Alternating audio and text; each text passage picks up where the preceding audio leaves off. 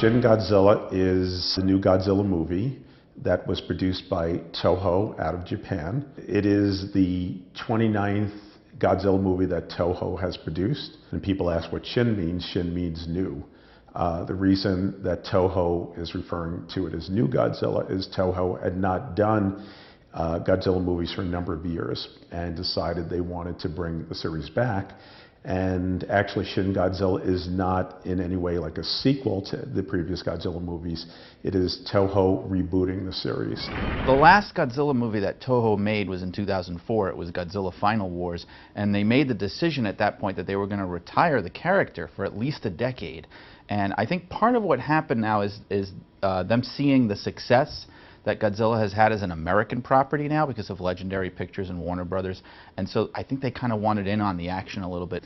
And you know, the filmmakers, Hideaki Anno and Shinji Higuchi, are longtime fans, but they really want to recapture the horror of that original film. The 1954 Godzilla is a horror film, and that really surprises people who only have seen the cheesier movies, that it's very serious and it's frightening.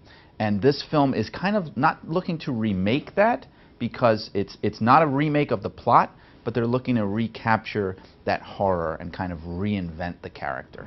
The interesting thing is that Godzilla fits in a certain way to pop culture. It's got a history. The series has been around for 62 years. So I think the fans coming to this one are connecting to the films that have been around for those 62 years. And this is the 29th of the Toho movies. So I think they're looking at it not only excited, something new coming from Toho, but the fact that it's part of that whole history. A lot of people say that sometimes Godzilla is a metaphor for America. And I think that's a little too neat and tidy of a comparison, but I think it does add a layer to the enjoyment of the films, where he starts out as this bad guy because Japan has just come out of the war and they've been occupied for a couple of years by America. So Godzilla, as America, is kind of in a way like this bully. And then as the relationship between America and Japan improves going into the 60s and 70s, Godzilla becomes a friend, Godzilla becomes an ally, Godzilla becomes helpful to the country. And then of course you get to the 80s. The relationship starts to strain again. Japan becomes seen as this economic superpower that could almost swallow up the US.